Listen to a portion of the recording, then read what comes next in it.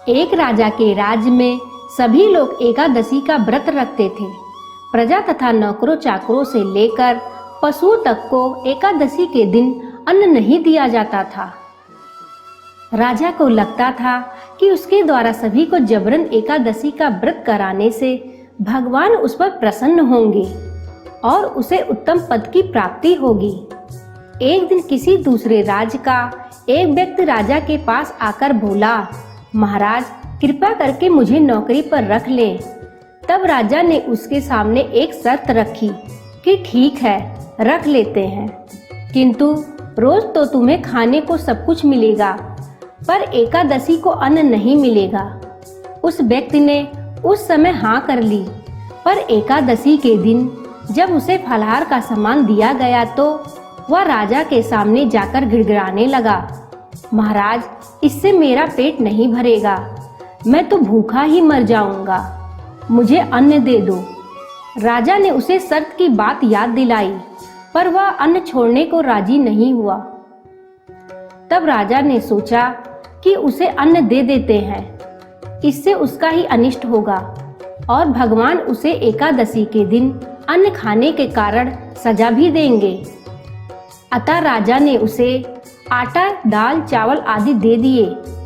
सारा सामान लेकर वह नित्य की तरह नदी पर पहुंचा और स्नान कर भोजन पकाने लगा।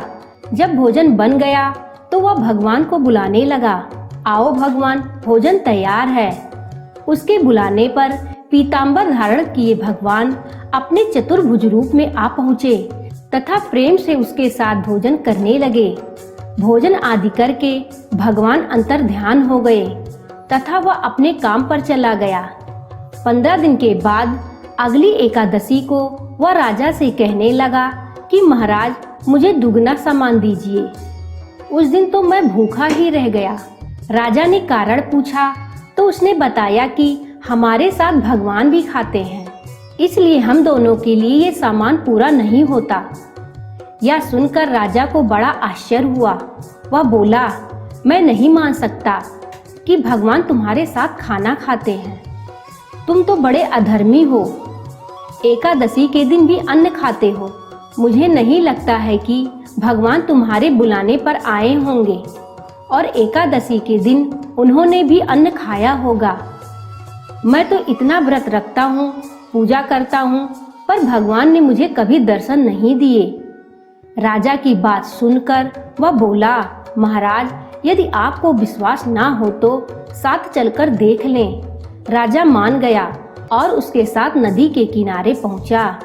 वह एक पेड़ के पीछे छिपकर बैठ गया।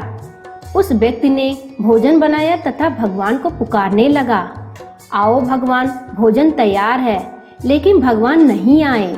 वह शाम होने तक पुकारता रहा, परंतु भगवान ना आए। उधर राजा भी उसके ऊपर हंस रहा था। अंत में उसने कहा, हे भगवान, यदि आप नहीं आए तो मैं नदी में कूदकर प्राण त्याग दूंगा। लेकिन भगवान नहीं आए। तब वह प्राण त्यागने के उद्देश्य से नदी की तरफ बढ़ा। प्राण त्यागने का उसका दृढ़ इरादा जान शीघ्र ही भगवान ने प्रकट होकर उसे रोक लिया और साथ ही बैठकर भोजन करने लगे। खा पीकर वह उसे अपने विमान में बिठाकर अपने धाम ले गए। यह सब देखकर राजा को एहसास हुआ कि उसने हर बार एकादशी का व्रत केवल अपने स्वार्थ के लिए ही किया था और जबरन प्रजा और पशुओं को भी व्रत करवाया ताकि वह भगवान का प्रिय बन सके। लेकिन अब वह समझ चुका था कि यह सब प्रभु की माया ही है, ताकि वह समझ सके कि जब तक मन शुद्ध न हो व्रत का कोई अर्थ नहीं होता है। इसके बाद उसने प्रजा पर लगाए गए नियमों को समाप्त कर दिया और स्वयं पूरी श्रद्धा से एकादशी का व्रत करने लगा। प्रजा भी अब बिना किसी की जोर जबरदस्ती के अपनी श्रद्धा से ही व्रत रख रही थी। राजा के इस प्रकार श्रद्धा पूर्वक व्रत करने से भगवान ने उस पर कृपा की और उसे अंत में स्वर्गलोक प्राप्त हुआ।